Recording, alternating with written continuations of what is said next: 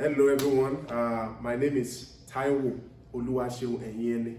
I am a preceptor of African languages at Harvard University in Cambridge, Massachusetts, and I teach Yoruba, all the levels in Yoruba. I teach elementary Yoruba, intermediate Yoruba, and advanced, and I also teach West African Pidgin, arguably the only university that teaches West African Pidgin in the US.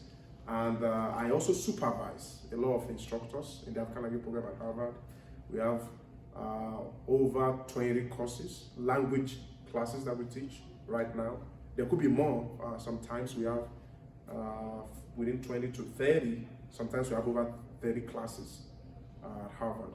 And so I work with the director of the program to supervise instructors in the program.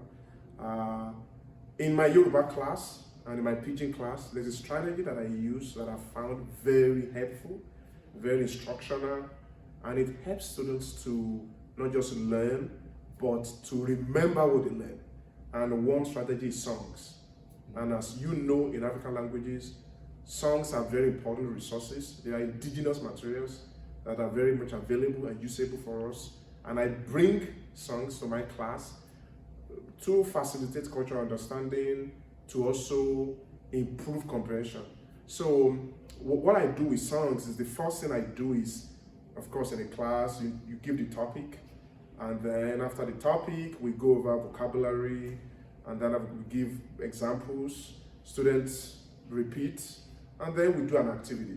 So songs come in the activity part of the class, of the lecture.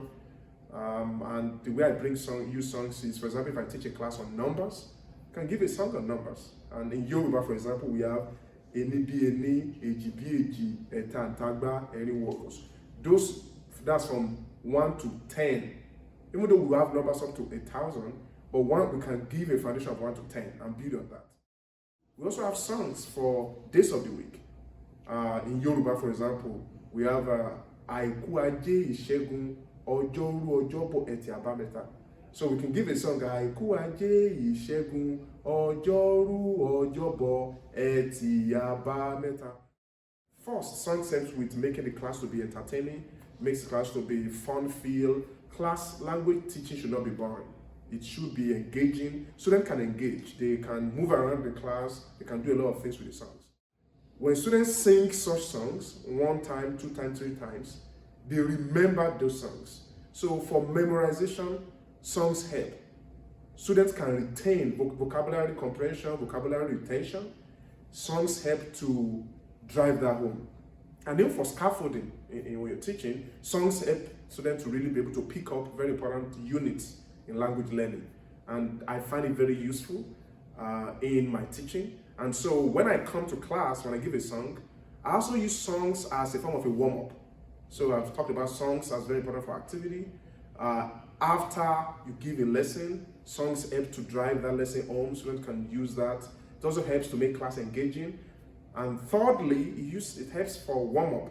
When we come to class the following day, the first thing we do is we start singing the song. Aiku Aje Ishegun Ojoru Ojobo Eti Abameta. When students sing that song, it brings them situates them into the classroom context, into that instructional context. And with that context, then we can release content. Content is helpful for context.